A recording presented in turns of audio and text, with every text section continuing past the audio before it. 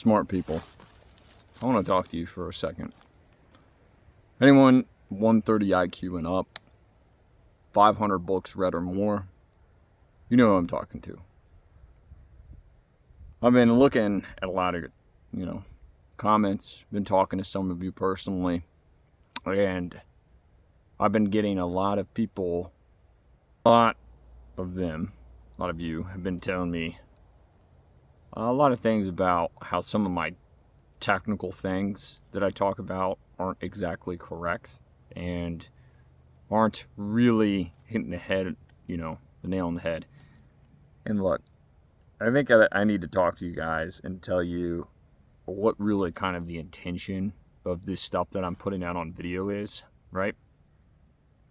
I've gone down the rabbit holes. I've read so much. I've listened to so many speakers and their personal interviews, and I couldn't even put a number to a lot of it. And the point is that we can do that. We can go and talk about all of this stuff in a very high level, above everybody's head, intellectual format with technical terms that are going to just lose people, right? But that's really not what I'm trying to do here in these videos. I'm trying to communicate to people who really don't have understanding about higher level thoughts or more technical understanding of how the way the world works, the universe works, social systems, etc. And I'm doing it with the purpose to try and elevate the general viewers of these videos, as many people as I possibly can. Because I know that, well, there's a couple reasons why. So, and this is why I'm talking to you, is I want to share something that I have learned that could also help you. You know who you are. People who see the world in ways that the general public has absolutely no idea of what's going on. I've found that helping others, and this is pretty well understood, but I'm going to give you some technical reasons why it works. Helping others is really helping yourself. Okay. And when you share and when you spread what you have, you will be given more. And if you're a good steward of it, right? For example, we can let's do a literal route first, right? You have, let's say, early humans. You lived in a tribe, it's a very small group, right? And you have a hunter who catches meat, and he eats everything he can, but there's still meat left over. Okay. He then shares the meat with his other people in his tribe, and he stores up his meat in the bellies of his allies, and then they are going to protect him while he sleeps. They're going to give him more favorable treatment in return for more food in the future, etc. Right? That's level 1 understanding of this concept of sharing and giving. You give to others. Reciprocal altruism is the psychological term. All right? Level 2. All right? Let's talk about this idea of religions. You share with other people because the gods want you to share, right? They want you to take care of their creation, and you'll be rewarded for it in the afterlife, right? This is the next level up, and it's across the globe, well understood. Monotheism, polytheism, Eastern philosophies, you name it, even tribes in the South American rainforest, they had these ideas. Okay. That was for more of, let's say, the tribal leaders are trying to encourage a community that ends up being less hostile. They want their people to be more efficient, synergistic, and create a better environment so that, offspring can be reproduced and division of labor can begin. Got it? Okay. Next level up. Why? Okay. This sharing and abundance stuff is good, and trying to help the people who are on the lower levels, because a lot of very high level people think that it is not a good idea to try and help people who are on the lower rungs. Okay? They think that it will get you killed. The Kabbalion, that's a good example of a book. Some fool comes along every 1,000 years and he tries to help the masses, enlighten them, and then he gets killed as a martyr, right? You can name a lot of them. I don't think that's exactly the reason why those martyrs exist. I think it's a different reason, but that's their reasoning. Okay, I'll let that be what it is.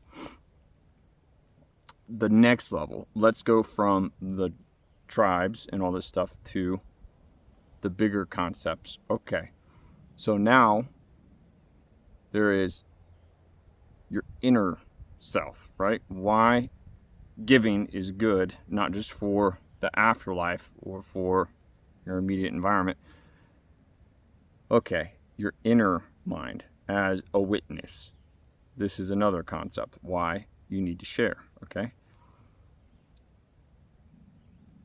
Your subconscious will interpret your generosity as abundance from your own perspective.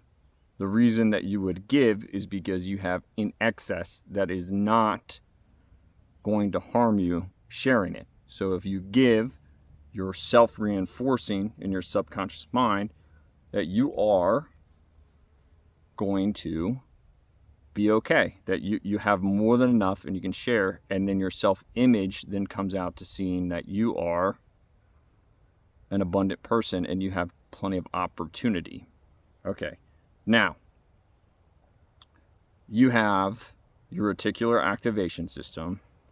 Your reticular activation system, RAS, is the part of your brain, it's near the base of your brainstem, filters out information so that you can properly process all of the info that comes in, correct? Okay, so you can't handle all of the info your five senses collect, right?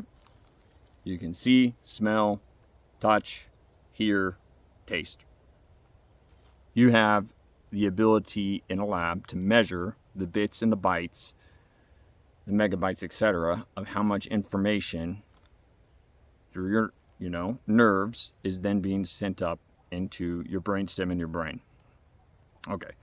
There's a lot of estimates on this, but generally it's something like 2 billion bits of information per second is being sent to your brain from your five senses. Okay. And that's raw data from, your hard senses. There's other stuff too. Your frontal cortex, your cerebral cortex, right? Your more conscious brain can only process information at the speed of language or your ability to communicate verbally, which is about, 400 words per minute or 400 bytes per second. Okay, why am I talking about all this stuff about how the way your brain functions? You are telling your reticular activation system through your subconscious what to focus in on when you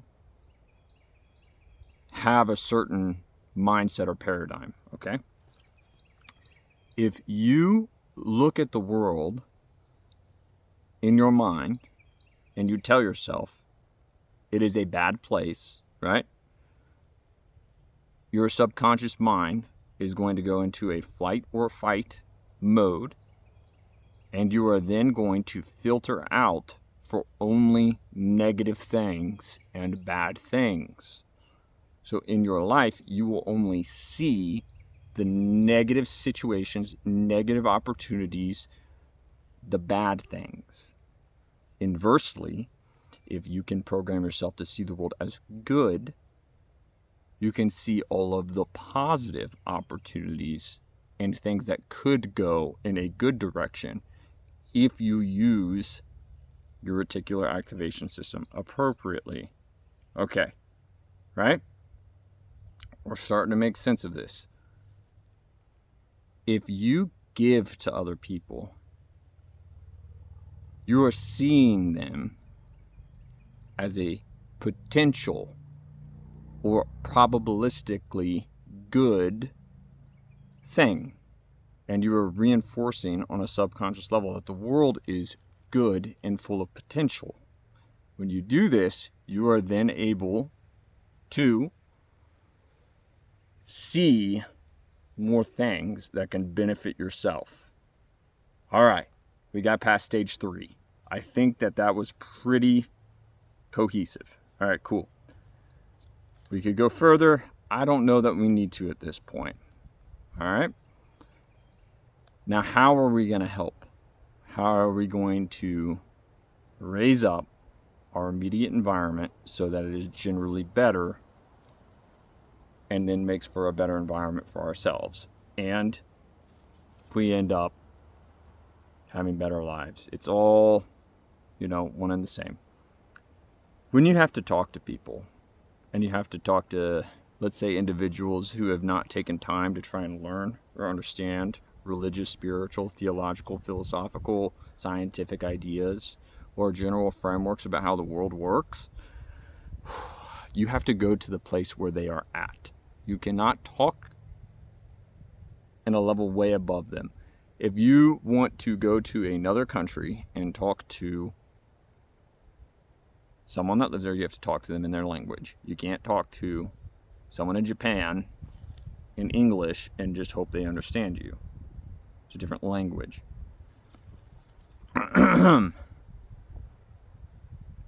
Here's what you're going to have to do. And there's a lot of reasons for it. You have to, just like with anyone who is less developed, even in I don't want to be rude, but let's say like 3-year-olds, for example, you have to make it relatable to their situation. So you have to put things in very blunt terms: good, bad, yes, no, hot, cold. You get the idea. And you have to be able to, use ideas, general concepts that are fairly familiar. Okay. You could just say, in very shorthand, dumb it down. But let's think it through and not just brush over it that fast. Okay, cool. In understanding the world in total, you have to understand human psychology, how the human mind works, right? You have to understand individual motivations, mass motivations, right? Collective conscious motivations. You have to understand the ideas of entropy, the ideas of just like all that. It's not going to land well. So you have to use words like God, spiritual, hell, heaven, good, bad, etc. This is kind of Jungian. He used to put it in these archetypical frameworks, right? Okay. Now, it's not to say that I don't believe there isn't a God, that there isn't a heaven or hell, etc., etc. I have much more nuanced ideas of how those things go, right? It's multiple videos to talk about those things in and of themselves. But you have to get these ideas into people's heads in general, and you have to reset, right, where they're pointing. You have to at least get them in the right direction. And if you don't set up simple frameworks at first, you're not going to make any progress. Okay, this will benefit you, because here's another great aspect of it. If you share these ideas, you are now going to cement them into your subconscious so they are internalized. What do they say? You don't truly understand an idea unless you can put it in simple terms a young person could understand it. Once you get it so you can distill it down to the jolt like that, then you know you're starting to instill it so that it's almost instinctual. And then your subconscious emotions will align with how you think on these topics and will actually signal and motivate you correctly so that you will make the decisions that are the most beneficial to you based off of your paradigm that you understand. Okay? Now, that's another way it benefits you by explaining this stuff out. You're cementing it down. I learned this in fighting. Teaching people how to throw a punch makes you better at punching. Okay. Here's another way. All right. There's a lot of actual hard benefits to this stuff too. Look, doing a YouTube channel, getting exposure. This can almost get kind of scary. When you share these ideas, there's a lot of other benefits, right? You have social proof. You can make some connections, networking. You can end up having a personal brand, all these things, right? And you can maybe, hopefully not too much, but shift the Overton window through, shifting the zeitgeist. Okay. Because look, we can't go to higher highs until the lower rungs at least move up. I'm talking environmentally, mentally, spiritually. We cannot, you and I, get into higher levels of thinking and spirituality unless we bring the others up with us. Look at Moses. This is a great story. He went to the top of Mount Zion and he spoke with God. He went alone and no one knew what was said up there. There's probably a lot exchanged up there. Things that weren't necessarily written down, for example, right? But the point is, he came back and he brought all of this higher dimensional ideas and distilled it, or God did for him, however you want to say it, into 10 commandments. Okay? These 10 commandments were very direct, very simple, very easy to follow. And he presented it before the people so that they could have a handrail, or let's say kind of like buffers, to direct them in the right directions so that they can elevate spiritually, culturally, environmentally, economically, etc., etc. It's all the same thing. It all comes down to the thought processes in our mind, the systems that we follow. Some people call it morals. Okay. Now look, I brought this all up just because, I'm getting a lot of people inbox me, talk to me about things, how they're trying to pin what I am, who I am. Are you a Christian? Are you a Hindu, a spiritualist, all this other stuff? Look, at the end of the day, all I am interested in is the truth, the absolute truth. That is it. It does not matter to me what is at the end of that. Because here's the thing. If all you do is set your intention on what is absolutely true, you can only end up with what is true. I want you to think about that for a long time. I cannot think of anything more true in this life. All right?